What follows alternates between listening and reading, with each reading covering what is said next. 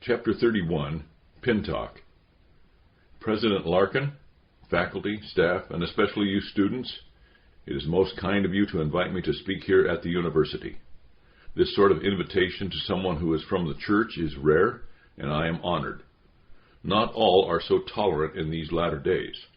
At the same time, I acknowledge the one condition of my speaking here to you this day. I am not to engage in any reference to the gospel or in evangelizing from the podium.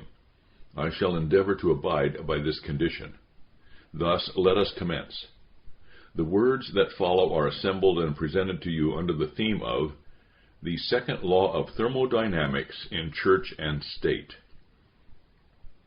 Hundreds of years ago, a theologian and pastor named Hermann Sasse wrote the following in his work, Christ and His Church, Unionism and Confession. The lie is the death of man, his temporal and his eternal death. The lie kills nations. Through their lies, the most powerful empires of the world were laid waste. History knows of no more unsettling spectacle than the judgment which comes to pass when the men of an advanced culture have rejected the truth and are now swallowed up in a sea of lies. As was the case with fading pagan antiquity, where this happened, religion and law, poetry and philosophy, life in marriage and family, in the state and society, in short, one sphere of life after another fell sacrifice to the power and curse of the lie. Where man can no longer bear the truth, he cannot live without the lie. Where man, even when dying, lies to himself and others, the terrible disillusion of his culture is held up as a glorious ascent, and decline is viewed as an advance, the like of which has never been experienced. The truth is that all lies are bad and contrary to the will of God. However, the lies that are foisted upon and nurtured within the church and state are particularly destructive. The reason is that these infestations affect everyone, whether it is the toddler in the pew or the little child in the school. Sasse also provided a descending structure that will guide my comments and our consideration. That structure is in the form of 4 lies: the pious lie, the edifying lie, the dogmatic lie, and the institutional lie. The pious lie in the church is a confession that is promoted among others and presented to God as a sincerity. It has its source in the answer to the devilish question, "Did God say?" The answer is not a direct no, but rather can be found in the pious lie that the Bible contains the Word of God, not is, but contains. That becomes the mantra that is readily accepted among clergy and laity and confessed before God. Out of this source are various offspringing pious lies. For example, the assertion that we all worship the same God, or there are many paths to eternal bliss, or it doesn't matter what you believe as long as you are sincere, or by nature everyone is basically good. The pious lie in the state runs along the same lines. Now, some may deem pious to be too much of a religious word. Perhaps this setting might prefer the word noble. One might find reference to the noble lie among the writings of Plato and Socrates. The noble lie is that we, as a united people, believe in the golden rule. This becomes an understanding that is declared by politicians and citizens. From this kernel pop forth various noble lies. Again, examples include the assertions that all cultures are to be respected, or freedom equals license, or choice and tolerance are good. Both the pious and the noble lies seek entry into their respective realms. Each one maintains, "I am weak and small, I pose no threat, won't you please let me in?" Once in, these lies devolve into the edifying lie. In the church, the edifying lie begins extending into all areas of doctrine and practice. It strikes at the heart of the church's confession when the gospel is corrupted and no longer understood as the central point of the inspired and inerrant word of the Lord God. Examples of this include the rejection of the six-day creation account in Genesis, the denial of the devil's existence, and the imposition of the rational mind of man over the revelation of God in His Word. The edifying lie worms its way into the condition of the state's original intent and morality. These now become firmly established. Patriotism becomes a proclamation of choice, tolerance, and license for all people. Examples here are the promotion and acceptance of euthanasia in the name of pity, gay marriage on the basis of love, and the execution of the unborn baby according to the gavel of the mother. The edifying lie says, I am on equal footing with what others might call the truth. I am here to help you, to affirm you, and to support you in the beliefs of your enlightened minds and in the positions you rightly have and hold as citizens. The edifying lie is on its way to being the dogmatic lie. For the church, the dogmatic lie begets false doctrines that are established, taught, confessed, and put into practice as the congregation proceeds in its shameful error. The traditions and desires of corrupt leaders and sinful people continue to replace the Word of God with the lie. Both clergy and laity unite in these doctrines and practices and piously say, Amen. One example of this is the ordination of women into the ministry of the Word. Angry murmuring could be heard in the auditorium. When the dogmatic lie has equal footing in the state with the truth, it continues in its blind error even while it disseminates and dictates school curricula. The propaganda of choice and multiculturalism replaces the classical propagation of citizens. The Pledge of Allegiance is no longer to a flag and a nation, but to progressive practices. Perhaps I ought to give just one example, namely, the rights given to and demanded by illegal aliens. The dogmatic lie says, both those who support me and those who oppose me, both of you must listen to me. Not only must you listen, you must not openly oppose. I will have my way. The dogmatic lie soon becomes the institutional lie. In both the church and the state, the institutional lie is empowered and operates through their governing documents, corrupt rulings, and legislated laws. This lie enables all of the other lies that have been invited and received. This institutional lie goes further. It not only legitimizes all lifestyles and practices that are consistent with its being, it goes further. It condemns and removes her opponents. One example in the church will suffice. Centuries ago, there was an old nation called Sweden. The pious lie was allowed in and devolved into the institutional lie. Faithful pastors who sincerely believed, taught, and confessed that only qualified men should serve in the ministry of the Word were defrocked and removed from the congregations they were called to serve. The lie supplanted the truth by the exercise of power through legislation and decree. The lie no longer allowed the truth. In fact, those children of the lie either no longer knew the truth, or if they did, they despised it. Ask those within and without the church what the gospel is. They do not know. If they do and declare it, the spewing of venom commences. Historical examples of the institutional lie in the state are many.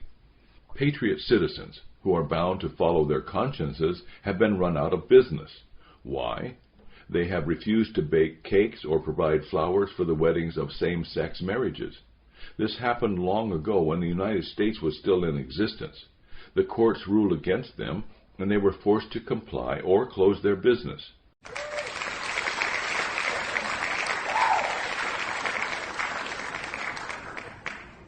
Applaud if you will. These people suffered because, in the lands of choice and tolerance, they received neither. The intolerant soldiers of the lie were empowered in their intolerance and gave these people no choice in their tyranny of freedom. Well, it seems that the theme of this presentation and its points of application are being proven.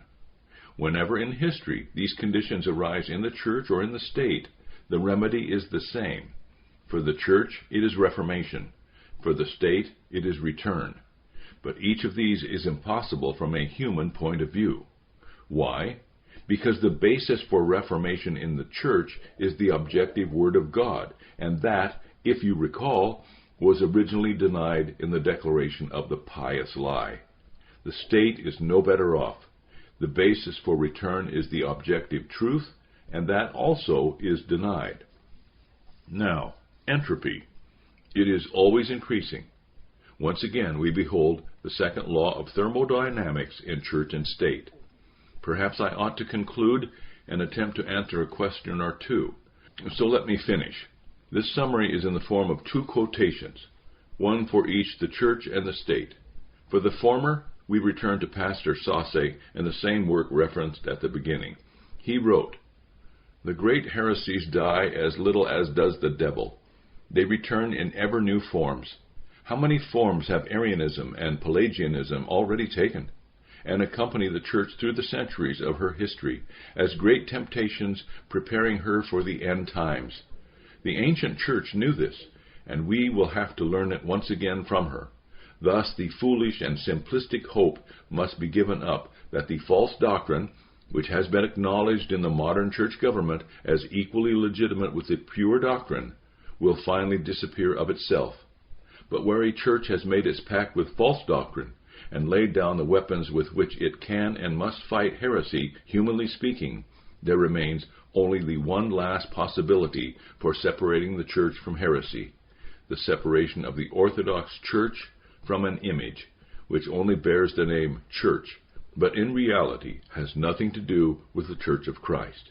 This is the curse of the lie, when it moves from being an ecclesiastical lie to an institutional lie. As far as human judgment is concerned, it makes the return to the truth impossible." For the state, we have Malcolm Muggeridge's work entitled Jesus Rediscovered, wherein he stated, "The Dark Age is likely to intervene anyway. It is very unusual for one moral order to slide into another with no intervening chaos. There are many other symptoms. The excessive interest in eroticism is characteristic of the end of a civilization, because it really means a growing impotence and a fear of impotence. Then the excessive need for excitement, vicarious excitement, which, of course, the games provided for the Romans, and which television provides for our population. Even the enormously complicated structure of taxation and administration is, funnily enough, a symptom of the end of a civilization. These things become so elaborate that in the end they become insupportable because of their very elaboration. Above all, there is this truly terrible thing which afflicts materialistic societies: boredom. An obsessive boredom, which I note on every hand. Mine is, admittedly, a minority view. A lot of people think we are just on the verge of a new marvelous way of life. I see no signs of it at all myself. I notice that where our way of life is most successful materially, it is most disastrous morally and spiritually. That the psychiatric wards are the largest and most crowded, and the suicides most numerous, precisely where material prosperity is greatest, where most money is spent on education. Once again, I thank you for the opportunity to speak here today. Perhaps we have time for a question or two. Yes, over there. Muggeridge touches on something that you have avoided, and that is the future. You have relied upon the past and neglected any mention of the future. So my question is, as far as our country is concerned, what is the great present-day pious lie for us that will become the institutional lie for us in the future? Thank you. Excellent and important question.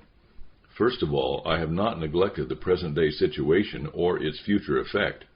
Both are demonstrated by the booing and jeering when certain historical points were made right here, as well as the applauding and cheering at other times. Second, the framework and flow of the four lies in this presentation do not change. They are the same yesterday, today, and tomorrow.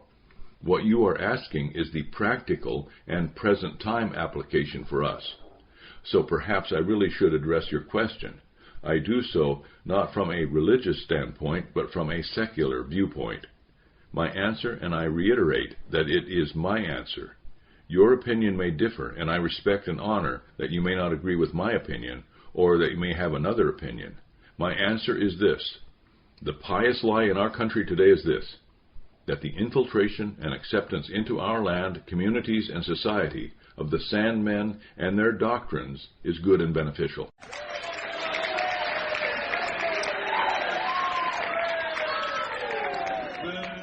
The auditorium was filled with the uproar as all came to their feet and many began yelling, jeering, and threatening. There were no more questions. In chapter 32, Zechariah. Zechariah was alone for long periods of time when he sat down at the 1869 fiction shelf. He found and read War and Peace by Leo Tolstoy and The Idiot by Fyodor Dostoevsky. This took him a week to do.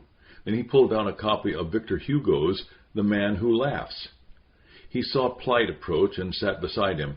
Zechariah automatically began reading aloud. He spoke the words from the introductory pages. The comprachicos worked on a man as the Chinese work on trees. A sort of fantastic stunting thing left their hands.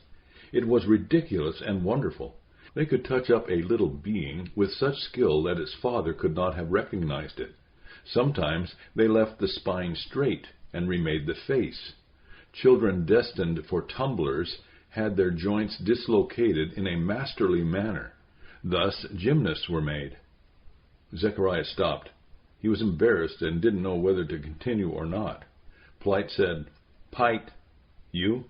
"Yeah," Plight replied, and nudged Zechariah in such a way to indicate that he wanted him to keep reading. Zechariah read. Not only did the comprachicos take away his face from the child, they also took away his memory. At least, they took away all they could of it. The child had no consciousness of the mutilation to which he had been subjected. Of burnings by sulfur and incisions by the iron, he remembered nothing. The comprachicos deadened the little patient by means of a stupefying powder, which was meant to be magical and which suppressed all pain. Zechariah looked at his friend. "That's not you, is it?" "Nah." "You remember the pain?" "Yeah." "Do you still feel pain from all that you went through?" "Yeah." The librarian earnestly approached them and interrupted any further conversation between the two of them, saying, "Well, here we have the man of the day who made the discovery of the century." Zechariah showed his confusion and asked, "What?" "Now, don't be shy, Plight. Stand up and take a bow." Plight stood up.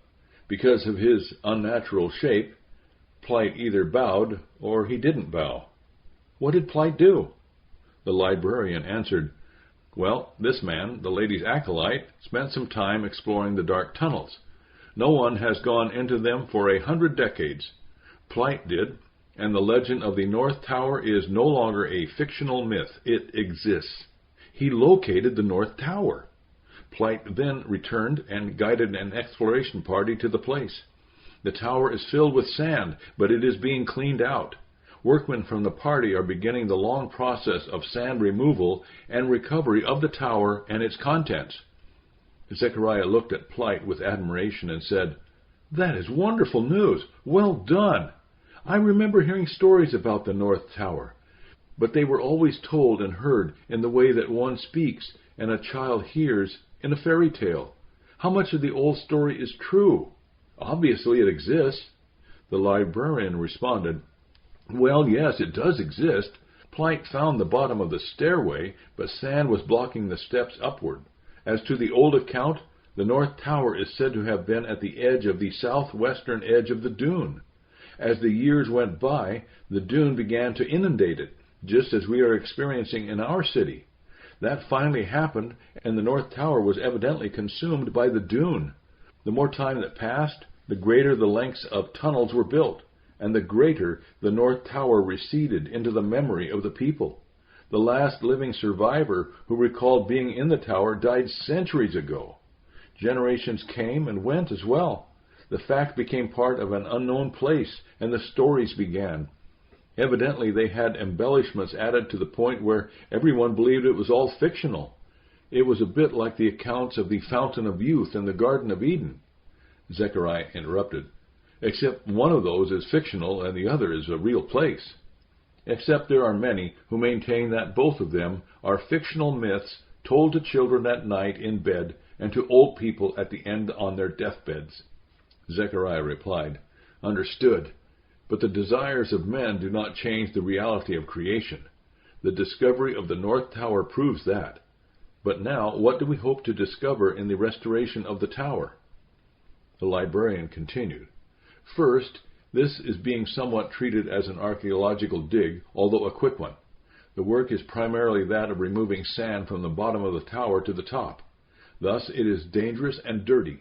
We don't know what was left behind in the upper rooms. If there are items there, we want to recover them.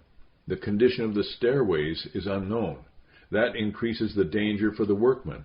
Also, we don't know if the top of the tower is still under sand or if the dune has passed over it and left the top exposed once again. It's all very exciting, and there is much work to be done by all. It's a huge project. How far is it from here to the North Tower? The initial report from the returning members of the exploratory party are not sure. They are not sure of the distance, since it is not anywhere near a straight line. The distance is better measured in time. It took 18 hours for the party to reach it, but that may be shortened as a way is cleared and the route becomes more familiar. At 3 miles per hour, that would be a great distance. Yes, but the going was slow, particularly in the cave tunnels and the cavern. Zechariah continued, Do you mean that they had to go underground? That sounds crazy, since the dune always keeps us underground. But you mean like caves and a cavern that will remain once the dune passes over? Yes, and there are dangers there. The men made mention of a sulfur pool with scalding water within and steam rising. Eruptions might even take place periodically. We just don't know. One man was left there to record any episodes, like eruption intervals and intensities. We want to find out if there's a pattern, like those geysers of old. While Plight found a way to cross the cavern, it was along the edge and was quite narrow and very dangerous. A slip could prove deadly, and no one wants to be on that path when an eruption occurs, if it ever does. So what's the plan? The librarian answered, Well, we're in the initial stages of this, and I'm not in the planning loop. My guess is that the first items of work will be mapping out the way and establishing a logistics plan for supply and resupply. A voice from beyond the light was heard. Yes, and we need to get to work. Chee! Blurted out Plight. Jean said, That's right, Tunnel Rat, it's me, Chee. There's much to be done, and you need to get going. So report to the staging area. You're late. Move it. K. Zechariah bristled and asked, Was that imperative intended as a command or an invitation? Jean looked at Zechariah, and confrontation was in the air. Jean stared at Zechariah until the young man averted his eyes. Then Jean said to him, What did you say? Well, a clearly flustered Zechariah said. He tried to focus on what he was going to say. Then he began, Take and eat are imperatives that invite. We do not turn them into a law. That would not be nice. No, that would not be appropriate.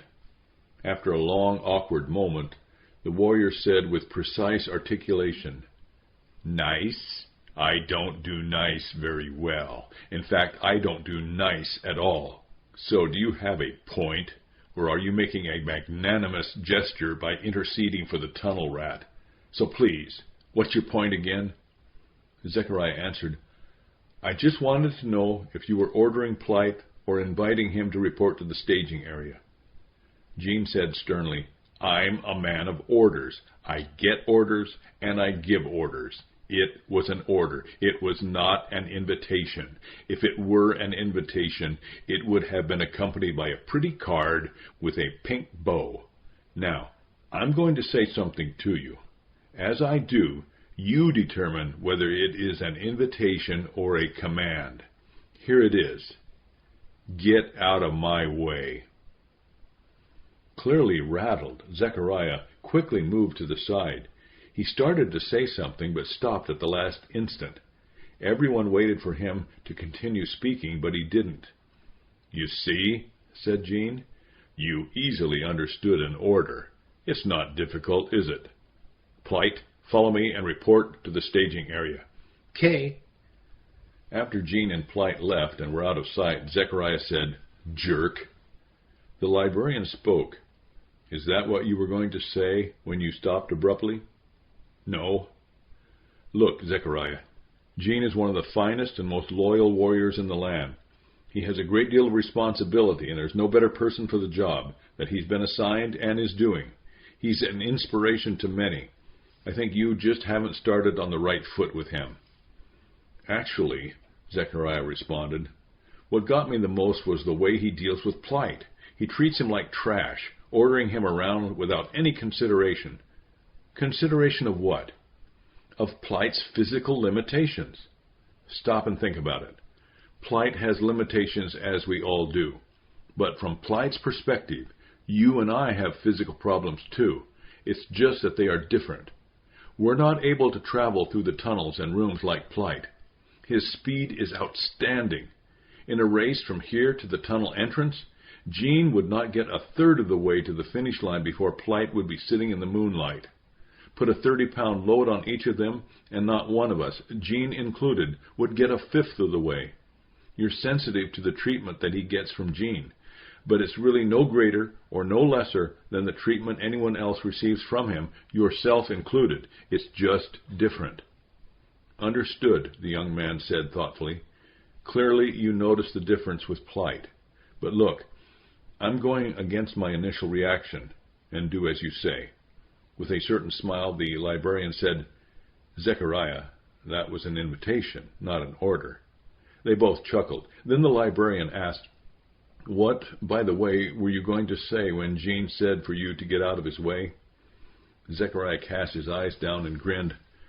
"I was going to tell him that I might have understood it was a command, but for that pretty pink bow that he conjured up in my mind."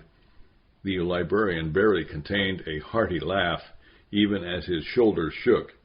Finally, he was able to say, "I'm thinking that was a measure of very wise restraint on your part." Zechariah smiled his agreement as he shook his head in the affirmative. In Chapter 33, The Council. The individual members of the council kept in contact with one another via coded messages sent and delivered by trusty couriers. The topic in the recent days had been the lack of any report from the kill team sent to take out Cavin. The members of the council were surprised after a week of not hearing from the kill team. 2 weeks of silence brought on anger and a certain measure of fear. The members scheduled a meeting at a secret location to discuss how much of an investigation, if any, should be conducted. They wouldn't want any part of this action or of the council's presence or activities to become public. The doctor thought about the options as he prepared to leave for the meeting. The missing team wouldn't be a high enough priority to make a request for the Sandmen moles to make subtle inquiries. The danger of exposing even one mole wasn't worth it. They could listen, but not ask any overt question. There wasn't much hope in finding out anything through the system of moles. For the doctor even to ask would be most unwise. He stared at the flickering candle. He thought of the planted activists in the university and educational systems, but dismissed them as well. Their culture and area of influence was too far away from the events at hand for any in-depth inquiry. He continued thinking. Perhaps the other council members would have some ideas on how, or even if, an investigation should proceed. Investigate. Actually, what would move the authorities to take action while not casting suspicion on anyone? An idea came into his mind. There is a poor orphan boy who has been missing for over a week now. An investigation might lead us to know what happened to the kill team. But then, maybe it would lead law enforcement authorities to our 3 people. So, why not go where no one would expect it? Have several of the local Sandmen politicians who had been elected to area offices make a request of law enforcement. No, make it a demand. The Sandmen community has rights, and it needs to start exercising them. Demands need to be made. The reality is that we have 3 missing Sandmen. They were visiting the city and having a good time with friends. Now they are missing. Are the politicians and law enforcers simply going to dismiss such a suspicious attack on these Sandmen? The doctor smiled. At least now he had some ideas to discuss at the council meeting. This is an area that the politician would be able to take charge of and follow through on. Satisfied, the doctor gathered his items, snuffed the candle, and moved into the front room of his apartment. It was dark, and his night eyes had been ruined by his stare into the flame before he extinguished it. He stopped, but not because he didn't know his way around the room. Rather, the doctor perceived a presence in his room. He froze. A hooded man of the Hashasasim stepped out of a dark corner and approached the doctor from behind. The doctor quickly recovered and tried to take the offensive. "Is the front man of the kill team dead?" No reply. "Where is the back man with the report?" No reply. "Are you the only one of the team to survive?" No reply. The doctor said more to himself, as if the hooded man didn't exist, "I guess it doesn't really matter. As long as Cavin has been terminated, they were expendable, and he was a pain." The hooded Cavin was going to enjoy the emotional swing in the doctor from confident control to horrible despair. There was even a prelude that caused the craving to increase. He let the doctor come down from his initial fear reaction when realizing that there was someone in his apartment. Cavin remained quiet as the doctor began to push the fear back and replace it with growing confidence. Cavin savored it as his body tingled with the primitive hormones pumping throughout his bloodstream. He knew he was going to need restraint. He didn't want to kill the doctor too soon. This was a time to enjoy the ride. Then would come that moment when all was quiet, when there would only be Cavin all alone in the room. The body was left behind by the departing spirit. It was an exquisite moment, a cold sliver of time, when death had come and left a silence of stillness that could be felt. This was to be savored. Cavin waited until he thought he would burst. As he readied the short length of rope, he breathed out slowly. He inhaled a normal breath and said with a hiss, "Payback!" Cavin necktied the doctor in that instant after the mental realization of who the hooded man was, and before a physical response could be made. Cavin crossed his fists in a jerking manner and pulled to the side. The doctor instinctively tried to remove the rope that was choking him. He was unable. Cavin forced him to a prone position on the floor. He released the rope just enough so the doctor could breathe. With his knee on the doctor's back and his mouth at the victim's ear, he again said with spite and hatred, "Payback." The doctor recovered his mental faculties and began speaking. Cavin, so you passed the test. Good. Well done. Now we need to get you into the assassin's group." Cavin applied pressure to silence his victim and said, "That isn't going to work." He released it enough so the doctor could reply, "Are all three dead?" "Yes, you lied. You said there was only going to be one." "It wasn't a deception. It was part of the test." "Another lie. But I must tell you that it was much easier for me that there were three. They helped me kill one after another." "I don't understand." "True, you don't." "How did you kill the Hahasasim?" "Very easily. I used my thumb and forefinger on my right hand.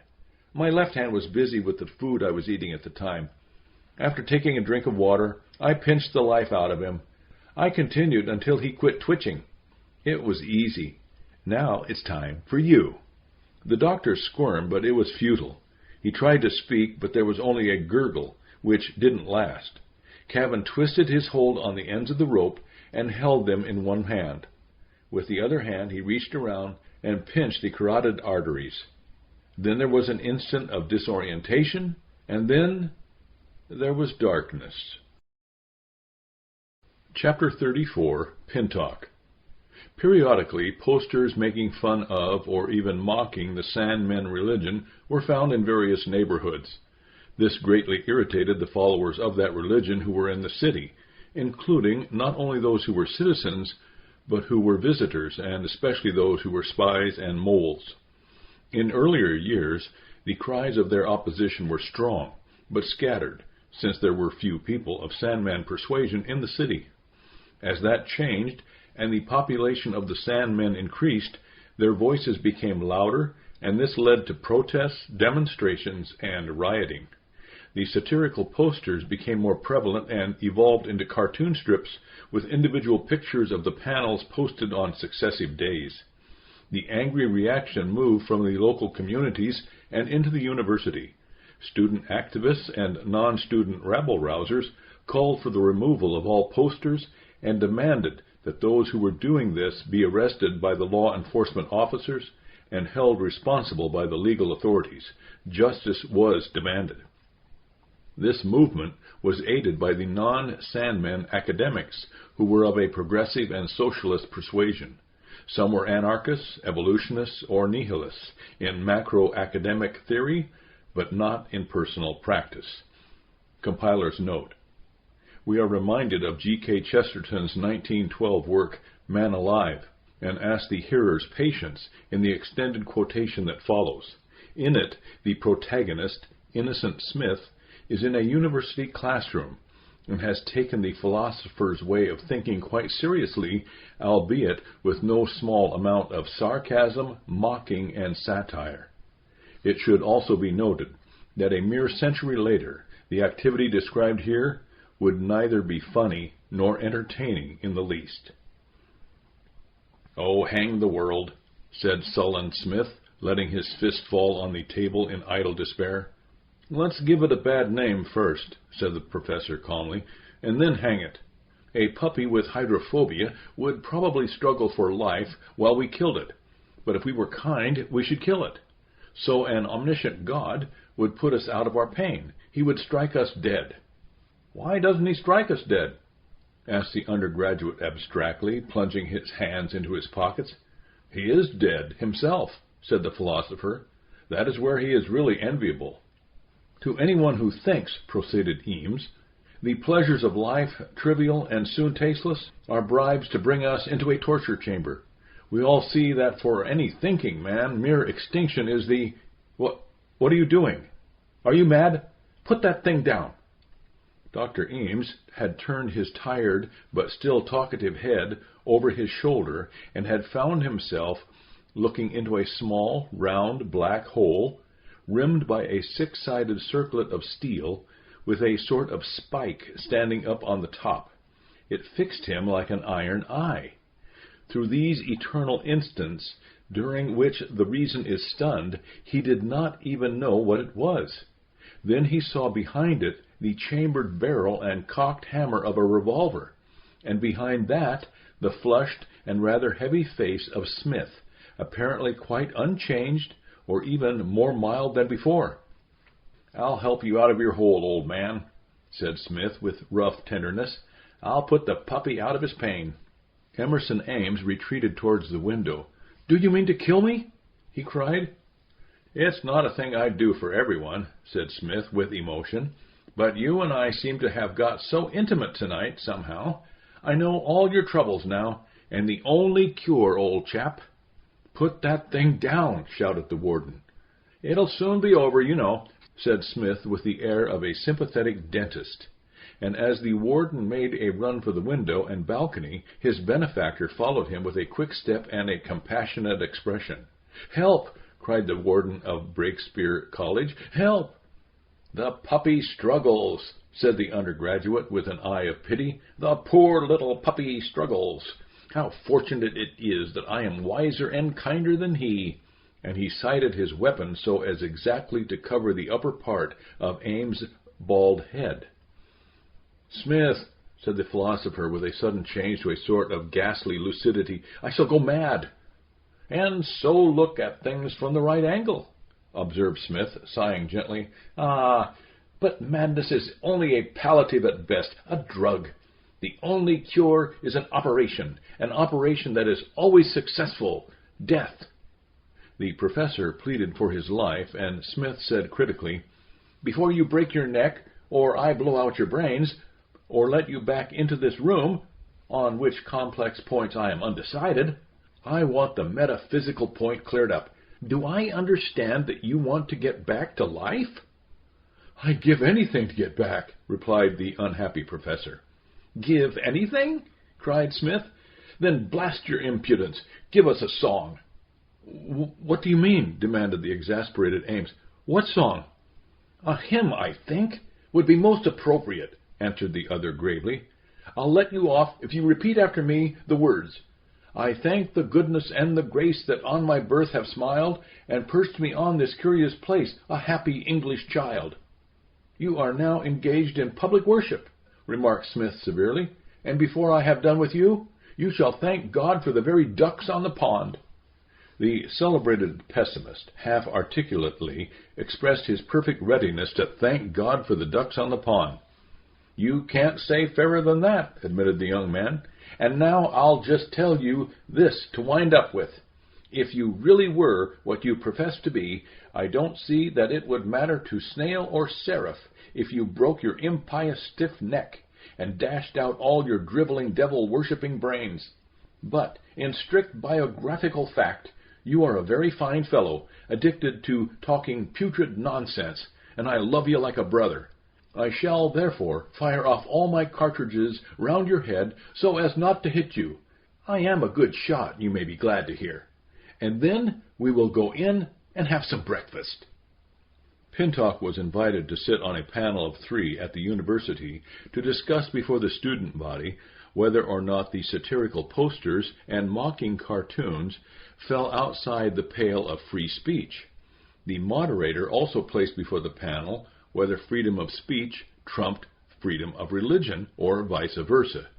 Each panel member was given a few minutes for introductory remarks. The discussion proceeded, and the positions were quickly established. Dr. Shores, a tenured professor in the sociology department and a self-proclaimed devout atheist, put forward, "Perhaps the panel can stipulate that in every area of life a line must be drawn." Dr. Alma, a man of Sandman descent and adjunct professor in the now established Sandman Studies Department, replied, "That is too theoretical and constitutes a trap. I will not stipulate." The moderator asked, "And you, Watchman Pintoc?" He answered, "I agree with Dr. Alma's non-stipulation." Dr. Shores continued, "I assure you that there was no intended trap, but perhaps a certain vagueness prevails. A few examples might be helpful. A line is drawn by the medical community when a 90-year-old man is dying of cancer and heart failure. No one advocates that he undergo a heart transplant. I am sure that all of us are aware of, and hopefully would agree, that one must draw the line at freedom of speech by not yelling fire in a crowded theater, when indeed there is no fire in said theater. So also, it would seem by logical extension that there should be a line drawn where the freedom of religion is curbed." Dr. Alma asserted, "The blasphemous and impious posters and cartoons are a crossing of the line. Those who make them and those who post them should be severely punished, perhaps even put to death." Pintoc commented, "The 2 examples that Dr. Shores gave would appear to fall under the category of common sense. The example of Dr. Alma does not fit in there. In fact, it would seem that, in his assertion, there is a violation of the freedom in one way or the other. He maintains that those responsible for the posters and cartoons have violated his religion. The punishment that he proposes would likely violate the freedom of religion that the cartoonists and poster makers have." The moderator asked, "And what religion might that be, Watchman Pintoc?" He answered, "The posters and cartoonists have been an equal opportunity group for many years, against many religious groups, and especially have they been critical of Christianity. In fact, since my last presentation here on Entropy in Church and State, there has been a cartoon or 2 bearing a likeness to me and urging the old beast to become extinct."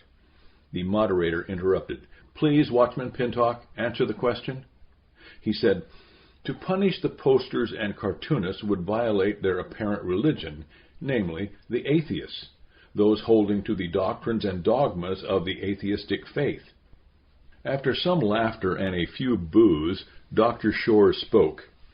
In Les Miserables by Victor Hugo, the main character, a certain man named Jean Valjean, steals a loaf of bread for his starving sister and her family. He is caught and thrown into prison for 5 years. Clearly, the law has overstepped its bounds. Dr. Alma said, "This is true. The poor are oppressed by the law that is unjust, and by the law enforcement officials who are pigs. These policers deserve to die." Pintoc replied, "Once again, the example that Dr. Shores presents lends itself more to the breaking of common sense than to the breaking of the law. Dr. Alma's example simply defies logic. So permit me to present a scenario and see where it leads. Let's say 2 cartoonists draw a panel that is critical of the Calormene religion. They post it in the marketplace and leave. It is seen by Calormene people, and there is a riot. Shops are set on fire, and looting of the stores takes place. 3 of the Calormene radicals locate the 2 cartoonists, drag them into the marketplace, and behead them. Who are the victims, and who are the lawbreakers?" Much to the relief of Dr. Shores, Dr. Alma replied first, "I do not know these people, these Calormene people. I do not know what their religion is, so I cannot answer the question." "Really?" asked Pintoc rhetorically. Dr. Shores used the pause to shift the discussion and declared, "Actually, Dr. Alma is directing us to a very important point. The greatest respect and devotion that a person has is that of his or her supreme being or God. Each holds the God, its holy writings, its clergy, and its holy places quite sacred and in great esteem. Consequently, one ought not to be surprised if adherents are deeply offended and totally irate when any of the aforementioned is the object of ridicule, satire, or mockery.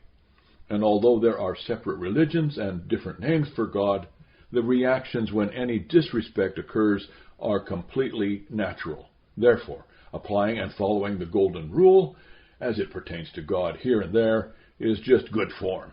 The artists and cartoonists should cease their disrespect of the Sandman God and its followers. Mockery is not an expression of the freedom of the press or the freedom of religion. It is an unacceptable act." "Dr. Shores," Pintoc interjected, "is quite wrong, especially in 2 areas. First, he makes or assumes the common error of thinking that in this fallen world of men, all gods are simply the manifestation of one God. For him, and for many, each religion has a revealed name for God, but it is all the same God. In the same way, each religion has a different way to pursue and reach a goal, but all end up with the same God. That is simply wrong, and it is rubbish. I demonstrate the point by asking Dr. Alma, is the Christian God and the Sandman God the same God? Dr. Alma reacted quickly and said with conviction, "No, they are not the same, not at all. The Christian God is 3 gods, and they are not 3 gods at all. The Sandman God is one and true. To say that the Christian God and the Sandman God are the same is utter blasphemy. One who says this deserves to die." Pintoc immediately continued, "Well, lest Dr. Alma justly and rightly kill Dr. Shores for his disrespect of the Sandman God, let me quickly refer to the latter's second error. He maintains that mockery is not acceptable under the umbrellas of the freedom of the press or the freedom of religion. In Christianity, mockery is not prohibited. There actually is a place for it in Christian apologetics. The prime example of this is from 1 Kings 18, where Elijah challenges the prophets of Baal as to which God is greater. Elijah taunts Baal's prophets, urging them to do what they can so that their god, Baal, would come down and take their sacrifice. The prophets yelled louder and danced about in their efforts. Baal doesn't come down. Elijah mocks them, saying that their God is asleep, or is on the toilet, or is on a journey. Then Elijah called on the Lord his God. Jehovah came down, consumed the sacrifice, and rendered judgment on the prophets of Baal. Mockery has its place in the Christian witness. One may look at the rest of that historical account or at others. Joshua taunts at the walls of Jericho. Micaiah's mockery with Ahab is dripping with sarcasm and irony. The point is, criticism of other gods, religions, etc. is not forbidden in the Christian faith. Dr. Shores immediately replied, "The trouble is that the examples you give were not of Christians. All three were from the Old Testament long before there were Christians." Pintoc said, "True, those times were long before the faithful were called Christians, yet the foundational Christian doctrines have been revealed in the Holy Scriptures of Christianity from just after in the beginning.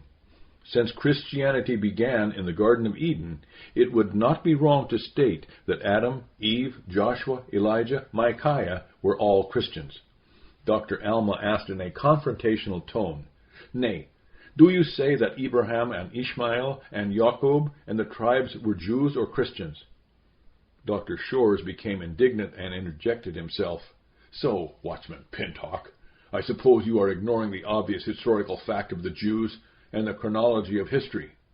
Pintoc continued, "Or, I suppose, the other possibility is that I'm mocking you. Actually, I'm not mocking here. I am simply stating a dearly held belief. With regard to the Jews, they came much later than the calling of Abraham. Perhaps one might glean a hint from the tribe of Judah." Dr. Shores retorted, "You are delusional to maintain such a position." Watchman Pintoc said, "Actually, my position is one of standing with the truth that Ignatius confessed in his letter to the Magnesians, which was written around 100 A.D. He wrote that it is absurd to profess Christ Jesus and to Judaize, for Christianity did not embrace Judaism, but Judaism Christianity." Compiler's note: the remaining portion of the text is lost. Chapter 35, Zechariah. His conversation with Jean bothered Zechariah. So he did what he always did when that happened. He tried to put himself in the other person's shoes and consider the other person's perspective. Zechariah first thought that it might all just be some personality conflict. Then he smiled, knowing that Jean would have none of that personality conflict business. He closed his eyes and pictured Jean. What did he see? A man? No, a warrior who was completely comfortable in his vocation and totally dedicated to his people. Words to describe Jean came into his mind: dedication, duty, honor, sacrifice, loyalty, focused, bravery. Zechariah decided to invest a couple days to this pursuit. He moved over to the non-fiction shelves and began looking through U.S. military history books. He set aside personal letters and war diaries. He wanted to focus on tough, patriotic, talented warriors, someone like Jean. After a few minutes, he located what he was seeking in the autobiographical shelf. The first book was an autobiography of a sniper whose mission was to save the lives of his fellow warriors. His name was Chris Kyle, and he was the deadliest sniper in U.S. history, having 160 confirmed kills. In doing so, he saved the lives of thousands of his fellow warriors. What he did, however, was not without criticism. He addressed this in his book, American Sniper. As far as I can see it, anyone who has a problem with what guys do over there is incapable of empathy. People want America to have a certain image when we fight. Yet, I would guess if someone were shooting at them, and they had to hold their family members while they bled out against an enemy who hid behind their children, played dead only to throw a grenade as they got closer, and who had no qualms about sending their toddler to die from a grenade from which they personally pulled the pin, they would be less concerned with playing nicely. Playing nicely. Zechariah thought of Jean and smiled. He reshelved the book and looked at another. Lone Survivor was written by Marcus Luttrell. It was the eyewitness account of an operation that went sideways and the resultant loss of the fellow members of his team. His team was attacked from 3 sides by an overwhelming force. The team retreated down a ravine with cliffs. His 3 team members were picked off and killed. Luttrell suffered a number of fractures, a broken back, and shrapnel wounds as he escaped by falling into the ravine. After regaining consciousness, he evaded the enemy and was helped by local Pashtun villagers who protected him until he was rescued. In his book, he repeated what he and his fellow warriors declared: "I will never quit. I persevere and thrive on adversity. My nation expects me to be physically harder and mentally stronger than my enemies.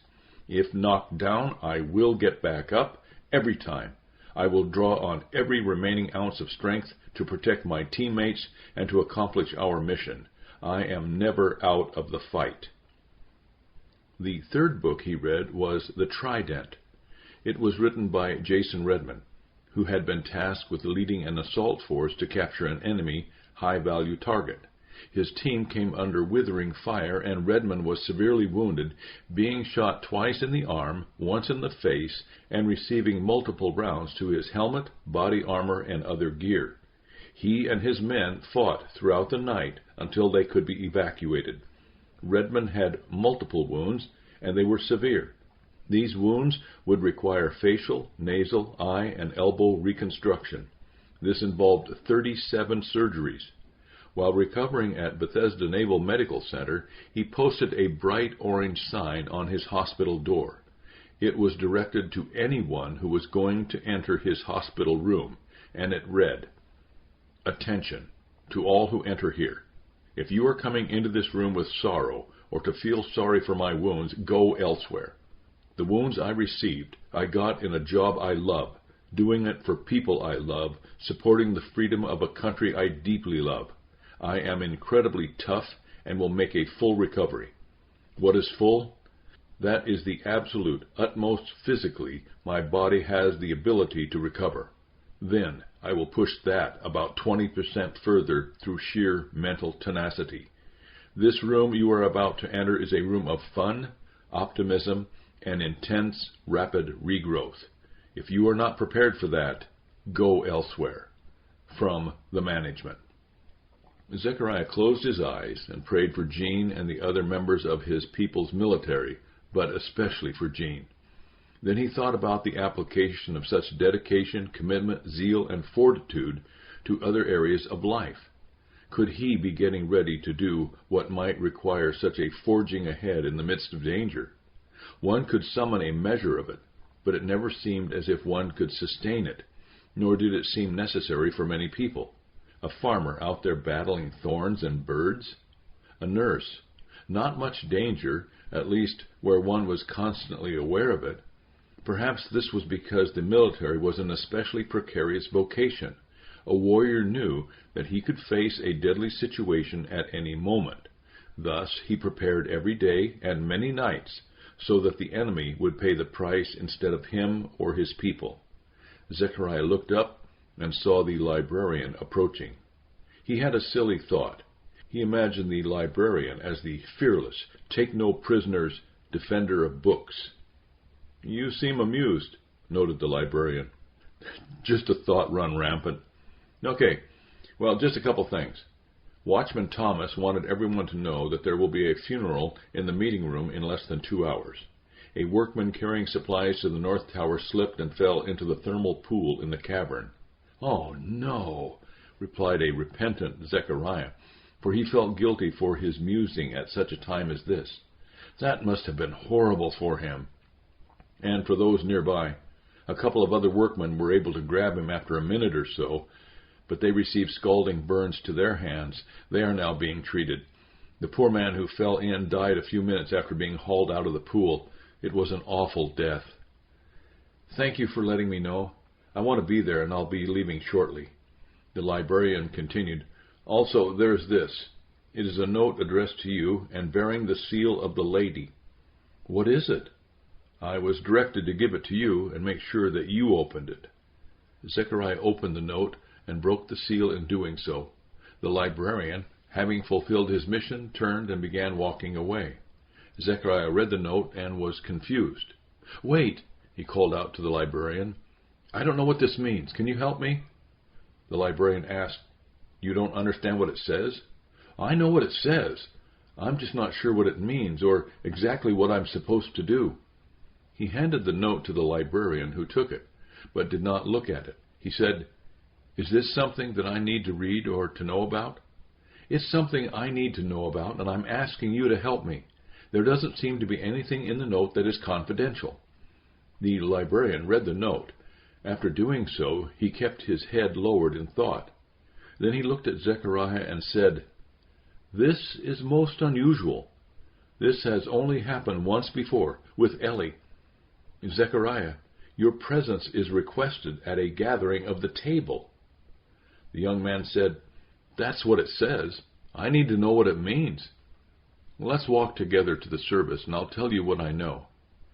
First of all, the table is more of a gathering rather than a place. For the last several decades, the table has convened in a secure anteroom between the watchman's quarters and the meeting room. The lady's chair is at the head of the table, and there are 4 chairs on each side. The watchman sits in the lady's chair and presides over the gathering. To his right are the chairs for the bard, the librarian, the cobbler, and the tracker. To his left are chairs for the warrior, the disciple, the quartermistress, and the hostler. All are seated unless they are not able to be there. If a representative of the chair is there, he or she stands behind the chair. That is the situation with the quartermistress, which is Old Rose. She remains in the city because it is too difficult for her to get through the first mile of the tunnels. Ellie represents her and presents reports from behind Rose's chair. Since you are a guest, Zechariah, I suggest you stand behind me, but do not approach the librarian's chair until I am seated." "Certainly, but why am I at the gathering at all?" "I don't know. It's usually in case you are asked about specific information that you might have, or it could be that you'll be given an assignment. I'm just not sure. But whatever, remain silent unless you are directed to speak. If asked a question by one of the chairs, look to Watchman Thomas for the go-ahead to respond." "Understood. I'll keep all of this in mind." They arrived at the sanctuary just as the service, which was a memorial service, was beginning. They sang the translation of Paul Gerhardt's 1653 hymn, "Why Should Cross and Trial Grieve Me?" After the liturgy, readings, confession of the faith, and the sermon hymn, which was the translation of Bernard of Marlot's 12th century hymn, "Jerusalem the Golden," Old Watchman Thomas preached the sermon based on Psalm 73, verses 23 through 26. "Nevertheless, I am continually with thee. Thou hast held me by my right hand. Thou shalt guide me with thy counsel, and afterward receive me to glory. Whom have I in heaven but thee? And there is none upon earth that I desire beside thee. My flesh and my heart faileth, but God is the strength of my heart, and my portion forever." The watchman did not give a litany of what Frederick the deceased did, but what the living God in the crucified and risen Christ did for Frederick and for all. He told of this world where one can't hang on to life, and where one might at any point slip and fall to one's death. That happened to Frederick, and it could happen to any one of us at any time. The psalmist confesses that the Lord holds his faithful children. We do not hold on to him. What good news that he holds us! He told of Christ's crucifixion and resurrection as the basis for our redemption and for our citizenship in heaven. After the prayers and the closing liturgy, the congregation sang the final hymn, "I Am Jesus' Little Lamb," which was written by Henrietta von Heine in 1778. Zechariah lost the sense and flow of the hymn as he looked at the people assembled in the sanctuary. From the little children to the advanced elderly, they sang all about being a little lamb belonging to the Savior. He saw Jean and noted that he was singing. There was no embarrassment in his demeanor as he sang. Jean was one of Jesus' little lambs. Zechariah heard the librarian singing beside him. Far to the right side of the room he saw Plight. His friend could not sing, but Zechariah could tell that he was mouthing the words as best he could. The sanctified mind singing of one of Jesus' little lambs. How honored Zechariah felt to be with all of these people here in this place and at this time, singing the last stanza of the hymn, "Who so happy as I am, even now the shepherd's lamb, and when my short life is ended, by his angel host attended, he shall fold me to his breast, there within his arms to rest. Amen." The gathering at the table convened at the appointed hour. The members went to their chairs and stood beside them. The librarian whispered to Zechariah, indicating where he should stand until all were seated. Then he was to stand behind the librarian's chair. The young man nodded his understanding. He did as he was told. The watchman entered and indicated that everyone should be seated. Zechariah moved up and stood behind the librarian's chair. Ellie stood behind the empty quartermistress chair. She smiled at him, and he smiled in return. He looked to the left and saw Jean staring at him with the most serious look he had ever seen. Zechariah could not read his eyes. Was it extreme dislike or resolute seriousness? The young man tried to maintain a steady gaze at the warrior, but it was no contest. He averted his eyes, and in doing so, tried to give the impression that Jean was just one in a line of others. But it was awkward. Zechariah recognized the bard whom he had met in the library.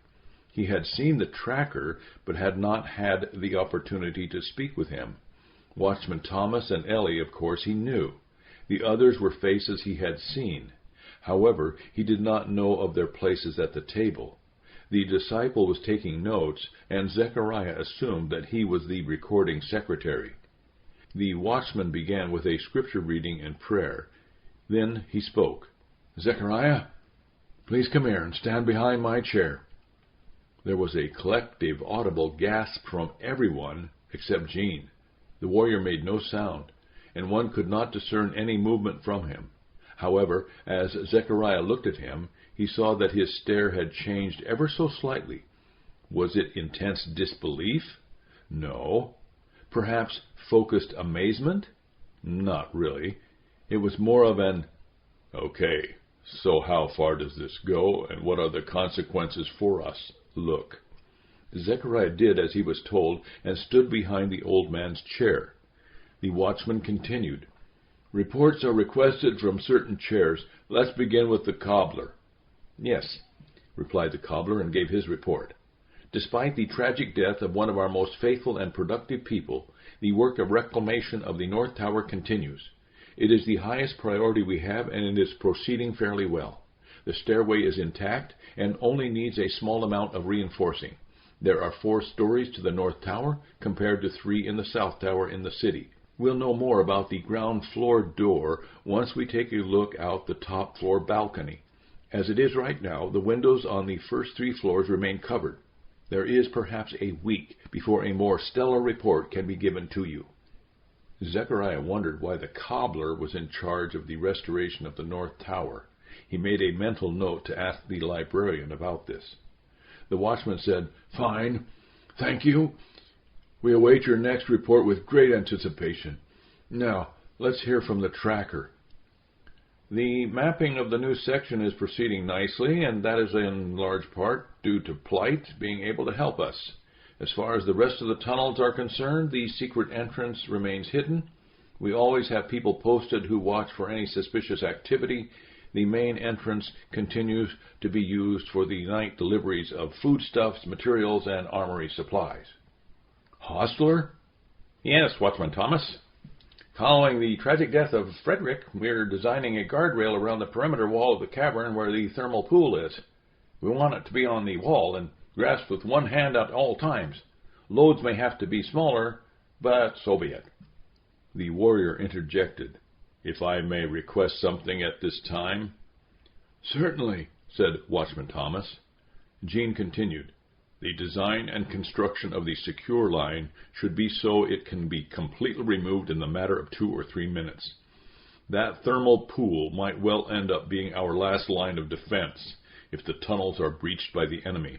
There are no threats presently, but we must be prepared." Odd, thought Zechariah.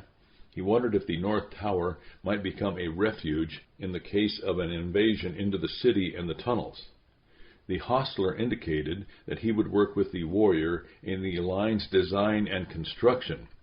He then looked to the watchman and sought permission. "If I may complete my report and be done?" "Certainly," the watchman repeated. Jean continued. "There are 2 additional military choke points that are being prepared with barriers, as well as stockpiles of weapons and ammunition. The first is where the tunnels go from 3 feet in height to 5 feet. The room where this transition takes place will be our forward defense line. There is also another point where the enemy might arrive at the library. There are roof and floor traps as well as a few other surprises. The table will be updated when we have more on the thermal pool."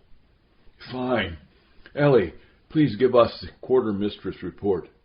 "Plight continues to move foodstuffs, perishable supplies, and dry goods from Old Rose's house to a temporary location off of the common room. She wanted to know about the possibility of making a permanent cache of goods in the North Tower, and realizes that this is premature, but might be worth considering." "Thank you. Are there any other reports?" The librarian raised his hand and was acknowledged. Lester said, "The holdings are ready for immediate relocation. The situation is much the same as with the food storage, just waiting on the North Tower condition and availability. That's it, unless there are questions." The disciple indicated that he had a question and was recognized. "Coordination is continuing with Watchman Pintoc for an evacuation plan for the faithful to leave the city and enter the tunnel. That remains a secret." Watchman Thomas received the report, and seeing no one else needing to speak, he adjourned the table with prayer.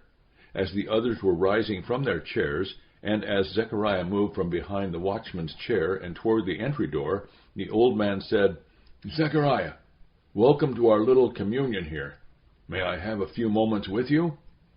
The young man nodded in the affirmative and muttered a simple, "Yes, of course."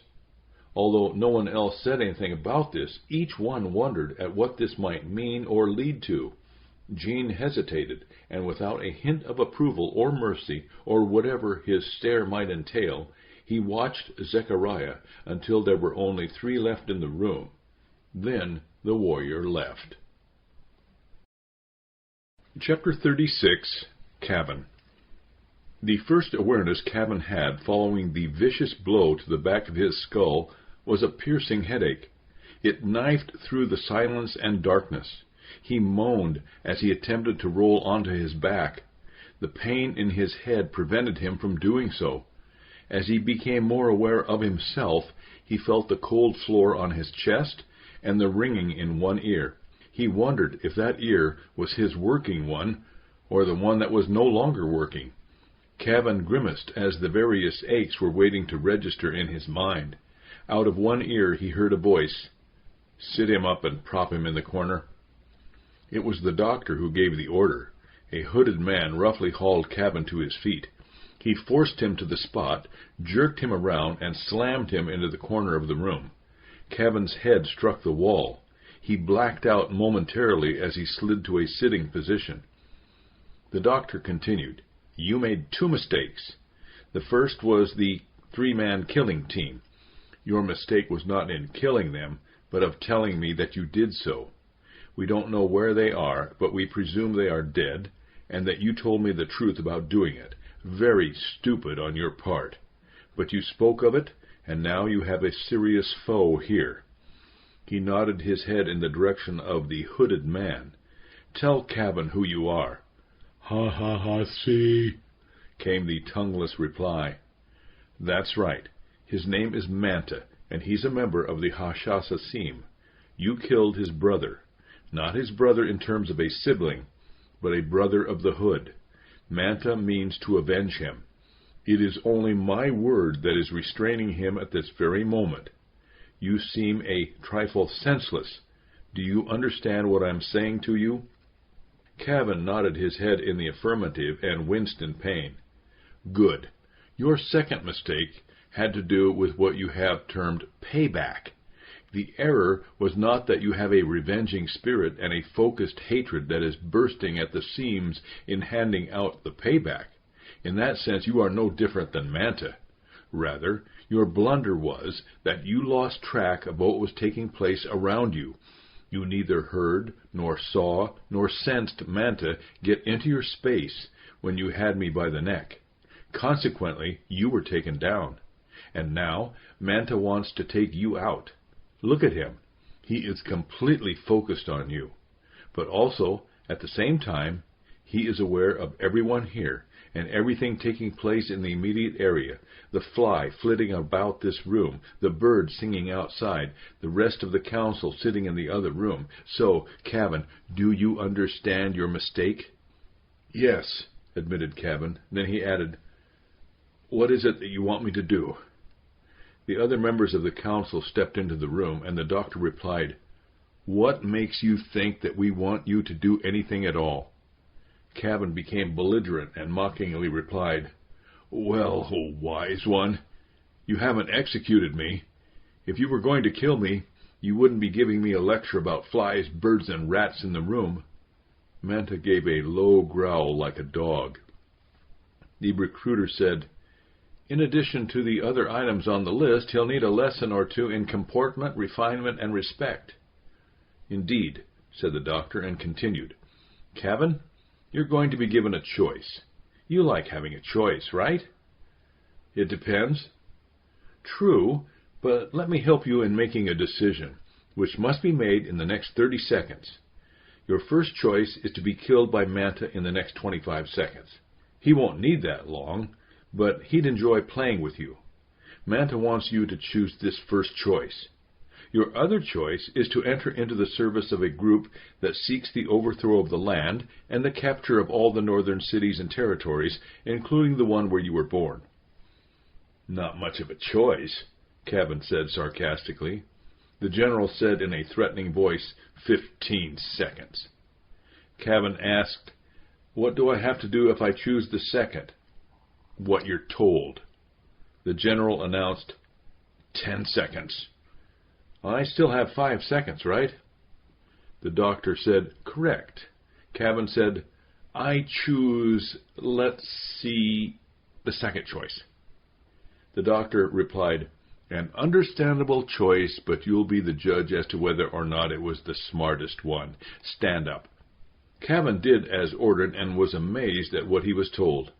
The recruiter began, you have a new identity. You are James Baylor, the only child of traveling merchants. Your parents are deceased and have left you with a modest inheritance. Here are your documents of identification. A small house has been purchased and is in your name in the northern city. You are not, I repeat, not, under any circumstances to return to your old house. In fact, you must receive permission from one of us to even enter your old neighborhood. You might be recognized and all will be undone. Manta will not need permission to avenge his brother. Along with the documents, there is an initial sum of money for whatever you might need. You'll be given some money now, too. James wondered if he might be dreaming. The politician continued, James, you are being inserted as a mole, a spy, and an assassin. You'll attend the university and study political science. You're enrolled and registered for your first semester courses. Tuition has been paid, and a tutor will assist you in your coursework. You'll study the language of the Sandmen. The natural, non-Sandmen accent and tone that you develop will be perfect in your assignments in this northern land. That same accent, along with your altered appearance, will make you suspect in our lands to the south. Be careful there. You'll receive no mercy. You're not to let any of this be known there as well as in the northern lands. University? Queried James. I don't know anything about school. Silence, demanded the recruiter. The task of the tutor is to make sure that you progress in your studies. The completion of your coursework will be important in securing a political position in the city. Now, be silent and pay attention. We don't want to hear what you are able or not able to do. The doctor picked up from there, saying, You'll be taken from here to our main city in the south. There you will undergo a small amount of facial surgery to alter your appearance. Never again will you employ the boy mode. After the surgery healing has sufficiently taken place, you'll grow a beard, but keep it short. You decide on a mustache. You'll be shown how to use disguises and apply makeup. In the meantime, take the opportunities you have to learn our language and customs. With obvious disdain, the general moved closer to James and spoke. "Since you'll be healing from your facial surgery, you'll have time for some additional healing." He motioned to Manta. James turned to look at the hooded man. He was unprepared for what happened in the next instant. The member of the Hashasasim moved in one fluid motion and broke James's left forearm with a lightning-fast strike. James cried out in pain. He recoiled and crouched as he held his arm. The general smiled with a degree of sinister satisfaction. He said, "You're to battle Manta. We don't expect you to defeat him, but you'll continue your efforts until you prevent Manta from breaking your bones." The doctor concluded, "In the meantime, you can begin thinking about your first mission in the city. As you're attending classes in the university, you'll be required to infiltrate the church led by Watchman Pintoc. Try to befriend him and some of those in the congregation." He turned to Manta and ordered, "Get James out of here. It's time for him to head out in the new path he's chosen." Manta hooked a finger under James's armpit and pinched the nerve bundle. James felt a burning bolt of focused pain that made him leap to his feet and spring to his tiptoes. James released the hold on his broken arm and it fell to his side. He cried out with pains that he never imagined existed. Manta directed him out the door and jerked him to the south. Chapter 37. Thomas. Watchman Thomas motioned for Zechariah to follow him. Together they walked into the old man's quarters. "Please sit across from me," said Watchman Thomas. "I like to see the eyes of the man with whom I am speaking." Zechariah slid a chair around the small table and sat. "I miss the sunlight shining in a window. It warms the soul as well as an old man's feet." Watchman Thomas poured a glass of water for both of them and gave one to Zechariah. "You've been with us under the dune for some time now. Are you comfortable?" The young man replied, "I'm not sure that comfortable is the word I would use to describe it, but at the same time, this is a fine and unique opportunity. I'm blessed to be in such a company of people, and doubly blessed to be in the library." "Have you met those who were in the meeting that just adjourned?" "Some of them. Of course, I am most familiar with Lester. I know Ellie and old Rose from the city, and Watchman Pintoc's congregation. And how shall I say this? Perhaps like this. I have encountered Gene, and I'm getting to know him." "Would you describe him as a no-nonsense man?" "Well, I'd rather not describe him in terms of what he is not, but rather in what he is. Focused, confident, able, dedicated, and so forth. He is a man of fortitude in mind, body, and character. He is a definite asset and strength to and for us all." "Fine. Get to know the others, too." "Sir, I do have a question about one of the others." "Yes?" "The hostler." "An inquiry about Jake or about his office?" His office. It would seem that someone in charge of horses would be, how shall I put it?" "A tad unoccupied in here?" "Yes." "The hostler is one of the oldest offices at the table. The one who occupied that chair did have charge of horses, and he was very busy with all that was necessary for our congregation, military, and commerce. The movement of troops, the transport of supplies, and work in the fields resulted in the hostler having many people working under him. Of course, that all changed when the dune encroached on us and our congregation moved underground. Now the hostler has few people working for him.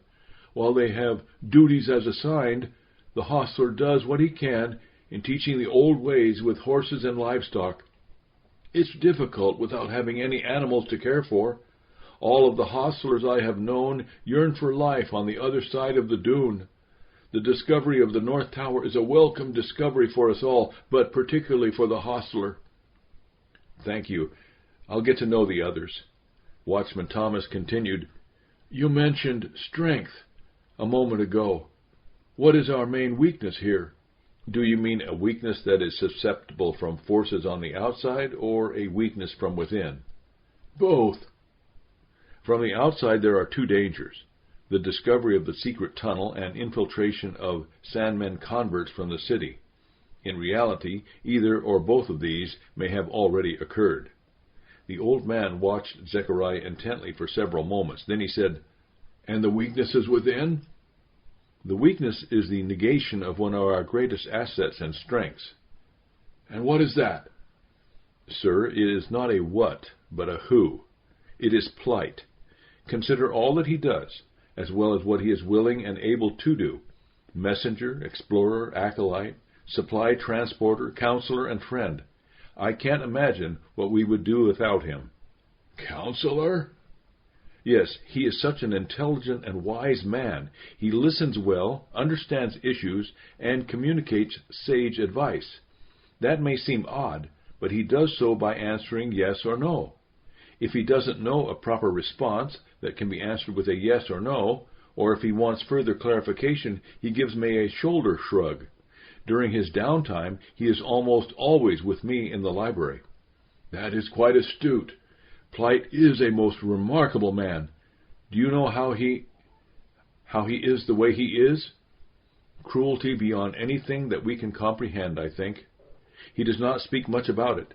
However, I have paid close attention to him, to what he says, how he reacts, his conversation, and what delights and what frightens him."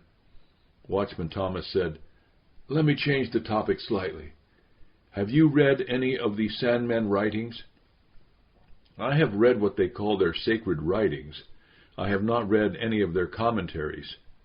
"What is there in their sacred writings that causes such radical, violent, and vicious actions?" Zechariah admitted, "Honestly, I've only read those writings once, so I truly am not an expert. I can't say that I've really read them." Watchman Thomas urged him on, saying, "I understand, but state your impression and speculation on the reason for the brutality and hatred." "All right. I think the reason might have to do with original sin. As Christians, we know that we are by nature sinful and unclean. We are bent toward what is evil. We have to be taught and directed to that which is good. No one has to teach us to be bad. We are born with those bent tendencies and abilities. The writings of the Old and New Testaments do not deny our fallen condition. However, the central theme of the Lord's revelation and intervention is to provide the solution to and the salvation from our original sin. The gospel is that, in spite of our original sin and all our other sins, there is forgiveness for the sake of Christ crucified and risen. To sum up, the Bible does not reinforce our original sin. Rather, the central message is the solution for it." The old man spoke. "I see. I think I perceive where you're going with this. But please continue." "The Sandmen holy writing is much different. There is no chronological historical account to follow. Rather, it is comprised of sayings that do not oppose original sin. Instead, these writings speak to, reinforce, and feed the old sinful nature that resides within each of us. The collectiveness of these writings find a fertile heart in the adherents of this religion, and we have the growing threat that is presenting itself today. Much of what is written falls into the category of propaganda that demands capitulation and promotes, as well as justifies, the use of any force needed in order to get compliance and submission." Watchman Thomas remained silent. After a moment, Zechariah added in a manner that suggested he had overstepped his bounds, "But please, sir, that is only an initial observation. I may be entirely premature in saying so." "No, I believe you have said something that is worth thinking about and discussing more." "I look forward to that," said Zechariah. "Alas, I don't think that is going to happen with us. You have only a few days before you are sent forth to the outside for your new assignment. And besides," Watchman Thomas quickly added with a smile, "you may have more days left than I do." Zechariah was not able to laugh with him. Instead, he said, "I am quite happy here and am willing to stay." The watchman's physiognomy darkened abruptly. "We are not here to make you quite happy. You have a job to do, as we all do." Zechariah cringed, cowered, and blurted out, "I repent. I am so sorry. Please grant me your forgiveness. I will do as you desire." "The forgiveness you need and have is not mine. It is God's forgiveness in Christ. For His sake you are forgiven. In addition, the work you have to do is not a result of my desire. It is the will of the lady. Understood?" "Yes, sir," answered Zechariah, who suddenly wanted to leave the presence of the watchman. He added quickly, "May I go and prepare for my task?" "Yes, depart in peace." Zechariah rose and headed to the door. "Zechariah?" He turned and answered, "Sir?" "Command or invitation?" Zechariah was finally able to smile. He replied, "Invitation." Chapter 38. The Dean. "Chronicler, do you understand your duties?" "Yes, Watchman Thomas. Our lady's orders are clear." "Then proceed. He's on his way, and will meet you within a few minutes." Wendell bowed respectfully and left the room. Once in the exterior room, he waited to meet his charge. Later, he wrote the following in his leather journal. Wendell, Chronicler 27, the Dean's Journal, beginning of Entry 1. The Dean had been summoned by the lady to meet with me in the anteroom. She had an assignment for him, and I was to brief him on it. This veteran of the military was actually known as, and referred to as, the Dean. He is in his 50s and has developed a slight paunch due to age, his enjoyment of food, and the hoisting of many tankards. The Dean is a veteran. He is revered and respected by many, both those within the ranks of the military, as well as community members, and especially those in the rounds of his pubs. And what of the stories that circulated about him? I don't know. Some may be legends. Others could certainly be works in progress due to the continuing embellishments of others. No one doubts that he is well-traveled, and that he's been involved in many campaigns. His growing legend is due, in part, to the man's propensity to tell stories and relate his parts in them. Only the Dean and God himself knows how much is true.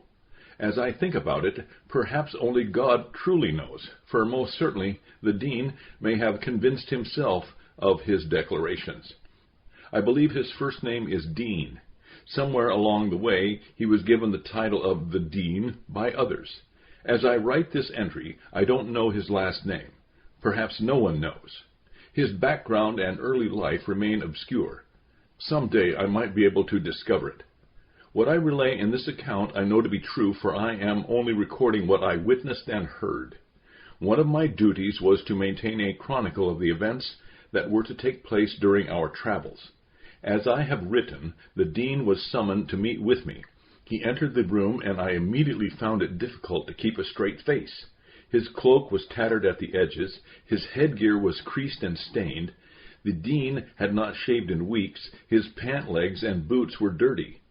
I asked, "You are the Dean?" He replied, "Thank you." Bewildered, I said, "What do you mean?" "Sometimes I wake up in the morning and wonder who I am, even though I have a fairly good idea. Nevertheless, it is important to be affirmed in who I think I am. So I thank you." "But then again, I already said that, didn't I? I mean, when I was in the Abbey, you couldn't say thank you to a brother who brought you your dinner plate of food. It was that vow of silence, you know. But that vow didn't mean that you couldn't chant in chapel. That really wouldn't work out so well, would it? I mean, really, silent chanting?" I was curious and asked, "You were in an abbey?" "I was." This was getting us nowhere, and I replied, "Perhaps we can get to that later." "When?"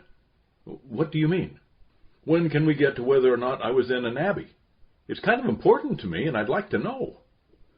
I didn't want to fall into any more of his silliness, so I diverted the conversation, saying, "The lady has directed me to relay the details of your task.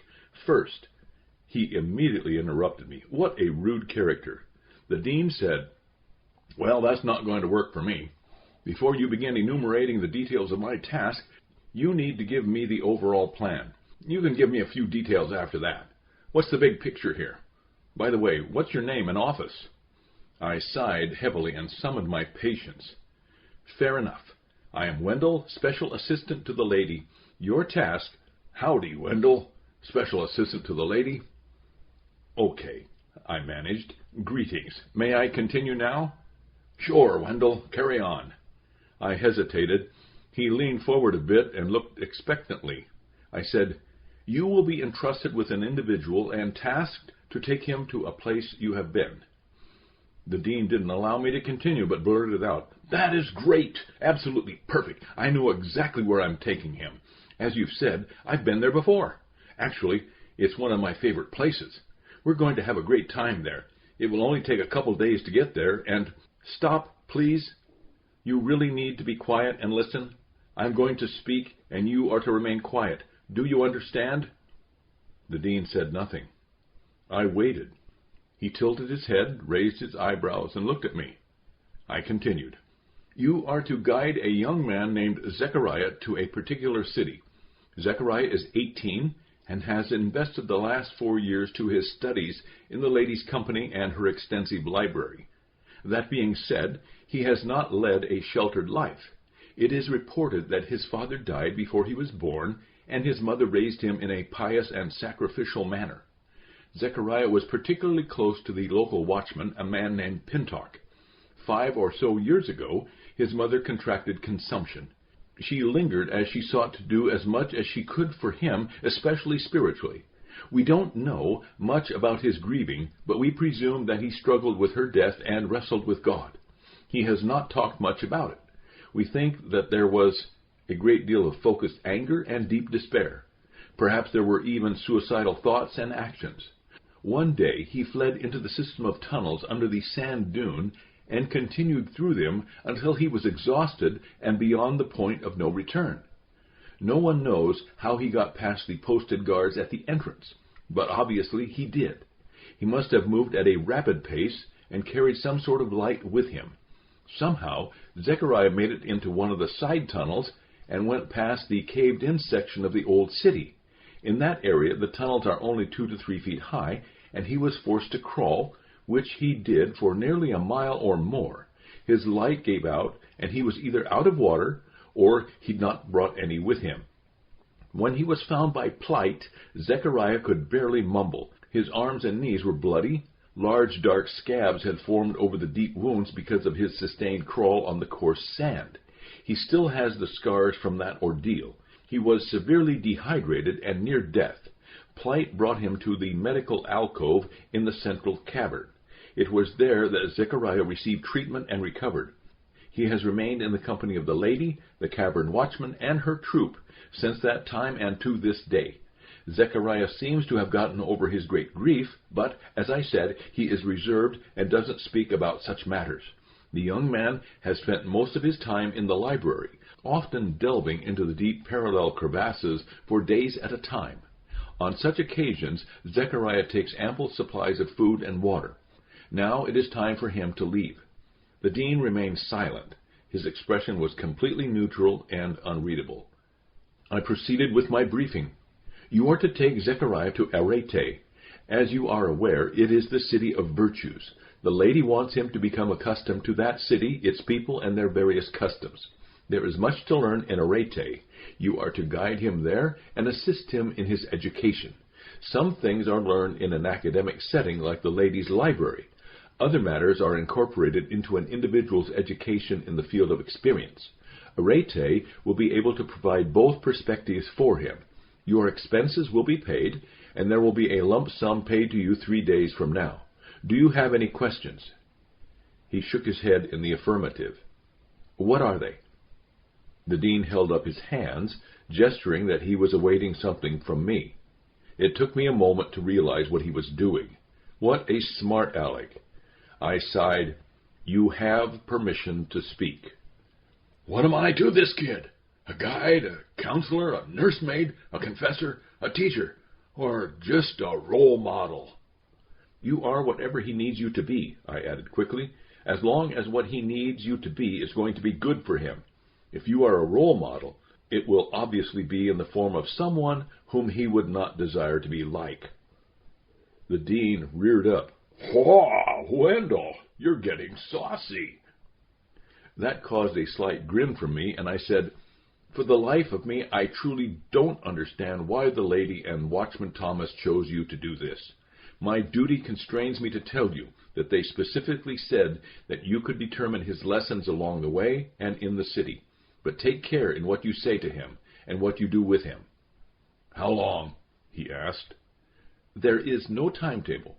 You are to stay with him at all times and remain with him in Arete. Further orders will be sent to you." "No. How long before I have to have him in Arete?" I answered, "There is, as I said, no timetable." "Excellent, because I want to take the lad to that favorite place of mine. It is an establishment owned by a couple of sisters. Not sisters like in a convent or anything. Those women can be a real pain.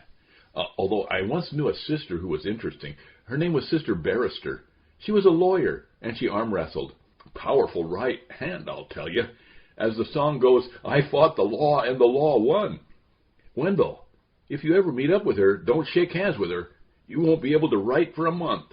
No, the sisters I'm taking the lad to are sibling sisters. The ale they serve at their establishment really quenches the thirst. And the food? Well, it truly is the best between here and Arete. And I'm not even going to begin to tell you about the service and the singing. No doubt the crowd will call on the dean to provide a little vocal entertainment, perhaps a ballad of one of my earlier battles. The sisters' place is just a few days' travel from here, and it's really not so far out of the way. It might add a day or two, but it will be well worth it. A real learning experience and cultural exposure for the lad.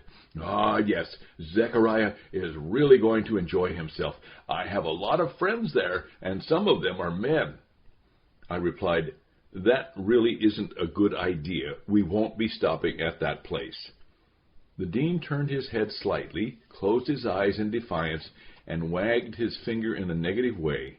As he did, he said, No, Wendell, special assistant to the lady. You must remember that the dean knows best, and he has the final say. I say it is a good idea, and I say that Zechariah will benefit from a visit, part of his training. This stop is not up for debate. We're going to visit the sisters, and we'll certainly enjoy their company. It's part of my lesson plan for him. What is the name of this place? It's not important for you to know. My next question concerns how long will you be traveling with us? How do you know I'm coming along with you? Well, there are 3 reasons. First, you're a chronicler. You make a written record of our journey, conversation, and the transpiring events. You must be with us to do that. Second, you're not going to pay me for a few days. You must be with us to do that as well. That also means that you will be leaving us before we arrive in Arete. Third, you secretly are intrigued by the anticipated stopover at the sister's place, and deep down, Wendell, special assistant to the lady, you really don't want to miss it. I said a bit too defensively, I'm not intrigued. We're not going there, remember? He looked at me and chuckled. It was obvious that he didn't believe me. He said, One last question. When will Zechariah and I get our medallions in order to enter Arete? I replied, You know about that? Yes, hello. I've been there before, remember? Who gave you a passage medallion? Didn't need one. I got in by a different way. Maybe I will sing of that account at the 2 sisters' place. Right, I said, with no small amount of doubt. Then I continued to answer his question. Just before I leave, Zechariah and you, I'll give you a unique bride's medallion that will grant you entrance. It is special because it is a pair passage medallion. That means 2 people may enter. If only one tries to enter, that person will be turned away. The dean quickly ordered, Have Zechariah at the market at first light tomorrow. Make sure you have enough money. By the way, who's paying for the lad's expenses? You said you would be paying for mine. What about his? I'm responsible for his expenses. They'll be paid up until I leave you. Then I'll give him a sum of money as well. Fine, said the dean. We'll need food for 4 days. Bring water with you, but we'll be able to get some along the way. That will get us to the sister's place. We'll resupply there for the rest of the journey. Oh, and make sure you both have hooded cloaks that will protect you from the sun and sand. Oh, and the microcrabs. I almost forgot about them. Kind of like sand fleas, only worse. Nasty little critters that plague you at night. Make sure you have the hooded cloaks. or you'll be most miserable." Before I could reply, he turned and walked away. Then, as if remembering something, he faced me and continued walking backwards. As he did, he said, "Don't be late. We'll need to leave early to get to the sister's place on time. Don't forget to bring cloaks with hoods. By the way, I really hope I don't have to be a babysitter." I blurted out, "Zechariah is not a baby." The dean turned away, and as he walked, said with a wave of his arm and a fist pump, "I wasn't talking about Zechariah." Smart aleck. Wendell, Chronicler 27, The Dean's Journal, end of entry 1. Chapter 39, James. James' life had changed completely. There were the physical differences, of course, but those were the most minor of his changes. Although the university classes in the northern city of the enemy would not begin for another 6 months, he began to recite, study, and learn in Sandman City all things that were new to him. The council sent a man to him, and James was taught the Sandman alphabet and pronunciation. He was learning the Sandman tongue, and his tutor discovered that James had an amazing aptitude for languages. A whole new world opened to him when he began to read. The patience he had necessarily cultivated as a boy in his house and as a killer in the city was put to use in sounding out words, conjugating verbs, and memorizing. While he had a great difficulty in writing, James simply had no trouble with learning. His instructor cringed at James's foreign dialect. The members of the council were very pleased with this pronunciation. James' looks and speech were that of one from the north. This would aid in his insertion into the local community leadership and the university organizations. The northern authorities were always looking for residents who could speak the southern tongue. The swelling in James's face was gone, and the fading of the pink surgical lines was taking place. His arm continued to heal, and he thought about how to deal with Manta. The member of the Hashasasim was going to come after him with no mercy. James could envision no way to deal with him. He knew that he would never be able to defeat Manta, so he focused on what he could do in order to defend himself and keep himself from being further injured.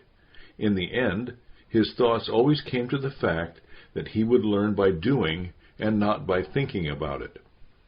Although James was surrounded by many people, he knew no one. Even his instructor was unknown and went by a vocational name, Tutor. The only person's name James knew was that of the hooded Manta. The council, he had come to discover, was not a council at all, but rather a cell. Their positions were designations and not offices.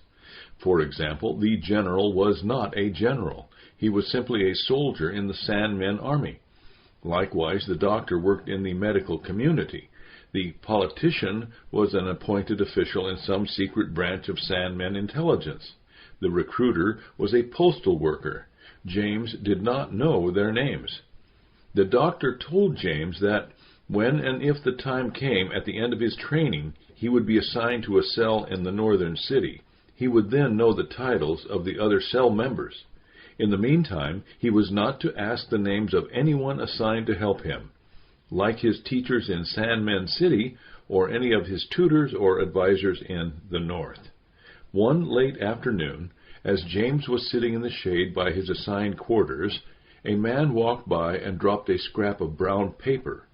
James wasn't sure if this was accidental or intentional. Was he being tested? He assumed that he was and slid the paper to himself with his foot. Dropping a book to the ground, he picked it up and with it the paper. He unfolded it and sounded out the words written on it. Sit, chair, window, bakery. The message was clear. James was to go to the bakery and sit on the chair by the window. There were several bakeries, but the closest one and the only one that he had gone to was a few minutes away. He looked up and noted that no one was paying any attention to him. Bakeries are universally morning to noon places. In the late afternoon, while they might be open to someone wanting to buy a last donut from a tired baker, they were mostly deserted. James noticed this at the nearby bakery. He saw many chairs, but only one was by a window. The chair was at the side in the shade. The window was partially open. James walked over and sat down. After a few minutes, a male voice came from within. "Do not speak. Look natural by being comfortable. Move the fingers on your right hand for yes. Glance to your left for no. Do you understand?" James moved his fingers. "Good. Do you know what a dead drop is?" James looked to his left. "You will periodically receive small items or messages about what you are to do. You might also leave the same at the dead drop. You will not receive them from anyone, but rather they will be in a designated place. That place is the dead drop location. For you and for now, the designated place is behind a loose board in the abandoned shed south of the sheep gate. Do you know where this is?" James glanced to the left. "Do you know where the sheep gate is?" Fingers moved.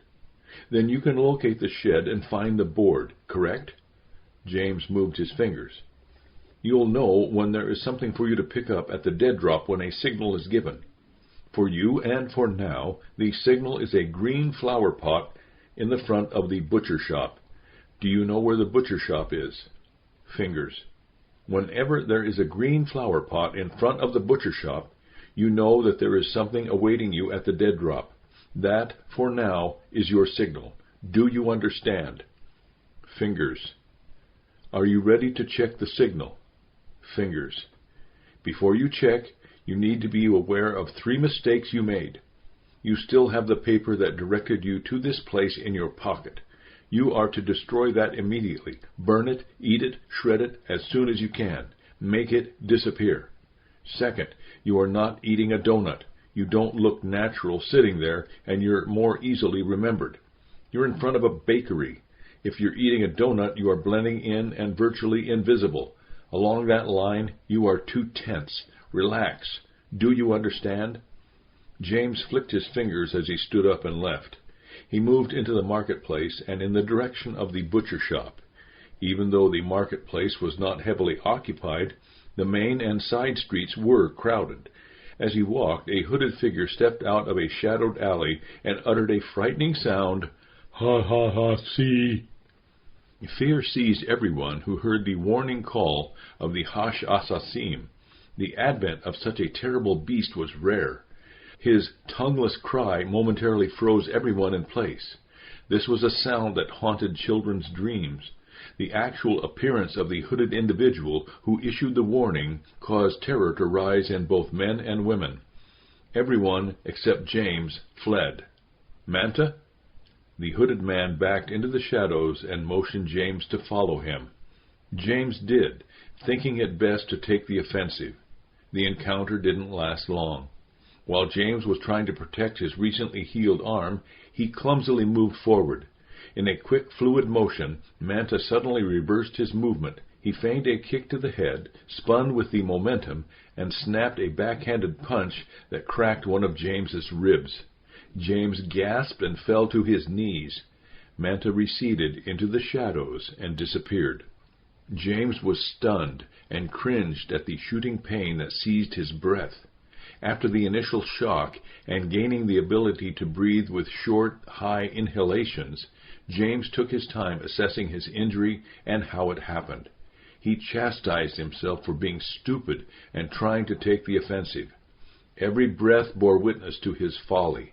His mission was to be defensive, and he had failed miserably. Lesson learned the hard way, but the experience taught him well. His rib continued to convince him that this was never going to happen again. Another route to a defensive victory was called for.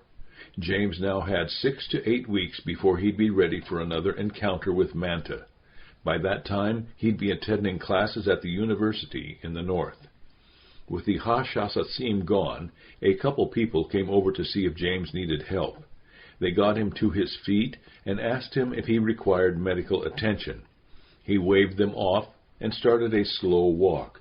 20 minutes later, he was able to see the front of the butcher shop. He was glad that the flower pot was red. He was not certain he could make it to the sheep gate in his condition. There were rooms for rent down the street. James made his way there and rented a room. He looked out the window and could still see the butcher shop. The flower pot was red. He removed the piece of paper from his pocket and ate it. Chapter 40. The Dean. Wendell, Chronicler 27, The Dean's Journal, beginning of Entry 2.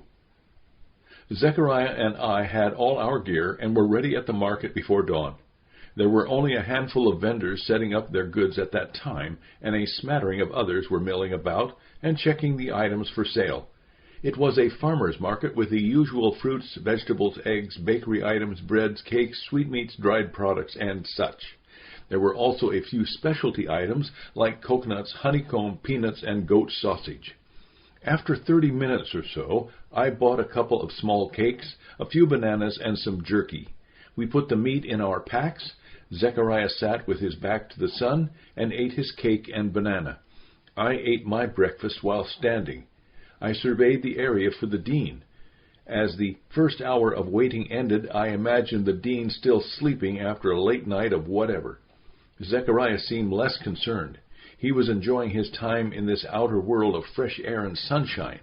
Likely, he was thinking about his adventure ahead or imagining what the dean might be like.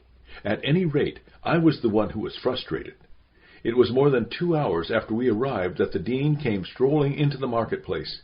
He walked up to one of the vendors and began speaking. The man smiled as he listened and then broke out in a belly laugh. Then he handed several items of food to the dean and slapped him on the back. The dean grinned, told the man to have a good day, and walked over to Zechariah and me. He sat on a bench and began to eat his free food. This was more than I was able to take, so I said, "Breakfast was a couple hours ago." He replied, "Breakfast is when breakfast is. We've been waiting here for you." He asked, "Were you here at dawn?" "Yes," I snapped, "and you weren't." The dean responded in a matter-of-fact tone, "I didn't intend on being here that early. You and Zechariah were to be here then. Lesson 1, following orders. You passed. Lesson 2, patience.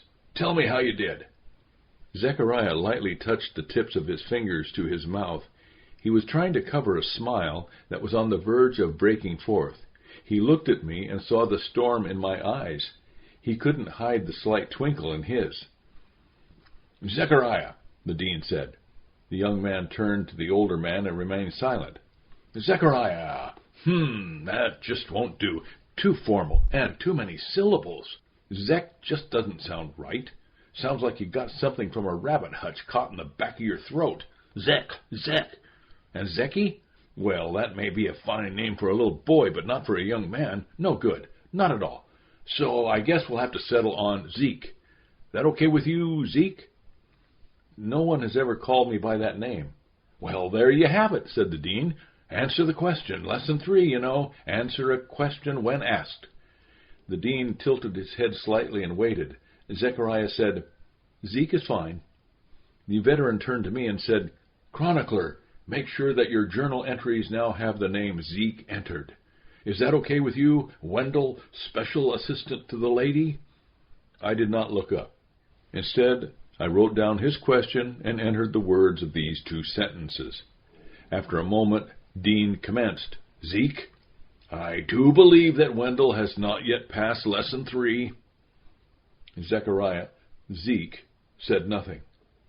I said, "Permission to speak outside of the entry?" "Denied," the dean continued. "Write it down. And by the way, I'm waiting." I spoke with an irritated slowness and tempered enunciation, saying, "I will answer your question as follows. It does not matter if it is okay with me or not. You ordered that Zeke be the name of the record in my entries from now on, and so it is. That is the end of my answer. Is that good enough for you?" The dean didn't answer, evidently believing himself not subject to Lesson 3. Chronicler's point of privilege. Zeke was clearly enjoying this. So, if any good is coming out of this, it seems, at least from this early observation and perspective, that the dean and Zeke are compatible. Indeed, If they could get along with each other, it'd be a definite benefit to Zeke and his time in Arete. I just hope that the dean's brusque manner doesn't keep the young man from engaging him. I also hope to be in their company when Zeke pushes back. The older man drank the last few swallows of water out of his dipper and burped without restraint. He wiped his mouth on his sleeve and stood up to address the small crowd of people. Dearly beloved people of the marketplace, let the word proceed from you to the others in this great city, as you have time and opportunity. Although the ladies will weep and the ale-keepers will be downcast, the dean is leaving this fair community. It will be my distinct pleasure to be in your company again, unless I am defeated by 17 sandmen while defending these two gents here in my presence. If such is so, please hoist a tankard in my memory. But perhaps I'll survive. If so, then I'll return and hoist all your tankards. As for now, it is time to go. We are heading out. More than a few hooted and laughed. Some clapped. A woman yelled out her despair in a jesting and gesticulating manner, and a great many laughed. The dean waved and turned away. Zeke and I grabbed our gear and left the marketplace with him. Within an hour we passed through the southwestern gate of the city. As is the manner of many when traveling in the early morning, we walked in silence. The ground was hard, having been baked by the sun and walked on by man and beast. There were some homes scattered along the way, and a few of them had trees. It was a still morning, and the sun was beginning to bear down on us. The dean stopped under one of the larger trees, and we all stood in the shade. Suddenly he said, "Zeke, is God good?" Zeke replied, "Sir?" "Okay," the veteran said. "This sir business will not do. It makes me think you're talking to someone else. I get the urge to turn around and look at Wendell. He looks like a sir to me, all formal and scribely. Scribely, is that a word? Anyway, Zeke, don't call me sir. Now, if you say the dean, well, that's a tad clumsy. It doesn't work well either in talking or in writing. Not proper syntax and doesn't flow linguistically. Zeke, call me Dean. Wendell, use Dean in your journal entries henceforth. But wait, Zeke, you have not answered the question, or at least you have violated a corollary of Lesson 3, namely, guiding rule number 22, do not answer a question with a question. Let us start this once again. Zeke, is God good? Zeke replied after a moment, I'm not sure. I need to think on this. Dean said, Look, it's not a trick question. Is God good? If he is not good, he must be bad. Is God good? Zeke spoke slowly, as if not having finished his thought before beginning his reply. While you say it's not a trick question, I'm thinking that it might be from a tricky questioner. However, I wonder if you are asking me if God's essence is good, or if God's being is good, or if God is good in what he does, or if God does good for me or from my perspective. Zeke, how do any of those matter? If any one of them is not true, then how can you say God was good at all? Well, what you say is true. So, at this point, I'd have to say that God is good. At this point? Do you mean at this point in time, as if God would change by being good for a while and then wouldn't? Would you make this determination by being a judge over God? Zeke said firmly, God is good. Dean continued, Is God real? Certainly. Is God real good? He is perfect. Okay. Is evil real? Zeke seemed puzzled and replied, To say that evil is not real is to deny reality. Evil is real. Dean nodded in the affirmative as he walked side by side with Zeke. I didn't speak for two reasons. First, I wasn't asked, and second, it was obvious that these two were intrigued with one another. After a moment, Dean asked, Does evil have an essence or a being of itself, or is it an ethereal reality floating about here and there, kind of like a concept? Zeke did not answer right away. He continued his pace and seemed to be working things through, evidently considering what might be right and wrong with the possibilities. He said, I'm thinking out loud now. That helps me to have a clearer picture when I hear myself. The dean said, "Oh boy, one of those." Zeke continued without distraction. First, reality as a concept is by definition illogical. They oppose one another. However, I must keep in mind that my logic might be faulty. Something or someone might be broad enough to be a reality to person A and a concept to person B. God is an example of that. Someone who trusts in God does so because he believes God to be real. An atheist has faith that God is nothing more than a concept. Second, evil is not an ethereal reality. But I maintain that ethereal and spiritual are not symptoms. There are physical beings and there are spiritual beings. Both are real. God created the visible and the invisible. Both are good creations of God. Ethereal is too loose of a concept, and I must set it aside. Zeke paused, looked at Dean, and said, "You gave me two options. I don't think either is correct. There is a third possibility." The veteran kept his head down as they walked together. "Go on." "Well," Zeke continued, "evil is the corruption of what had originally been a good creation by God. That makes evil a reality, a corrupted creation. It was never intended to be so, but it became so. A melon comes to full fruition. If it is not eaten, then it becomes rotten. The rottenness is a condition that has come upon the melon. That is a physical example that is a characteristic in this world. Creation is suffering from this corruption. You and I are both experiencing that right now, although you are showing more signs of it than I am." Zeke had a smirk on his face and waited for a reaction. Dean chortled and said, "Ah, yes, entropy. Nice touch on the example. I like it. Please continue, oh young and fair stallion." "It is difficult to think of a spiritual example." Dean asked, "Then why dance around the truth?" Zeke continued, "All right, there is that invisible being that was originally created good by God. This being rebelled and was totally corrupted. This fallen creation is the evil one." Dean followed up quickly, saying, "So, my fellow traveler, on this dusty road of life, ought we to pray, 'Deliver us from evil,' or 'Deliver us from the evil one'?" Zeke didn't reply. The dean said, "Zeke, you should check the original Greek text." The young man replied, "I will.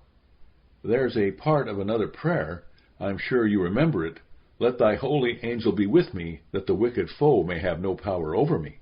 Dean replied, "Indeed I do. I pray it every morning and evening." He said to me, "Wendell, hold off on any more entries for the rest of the day." I put my traveling notebook away and listened.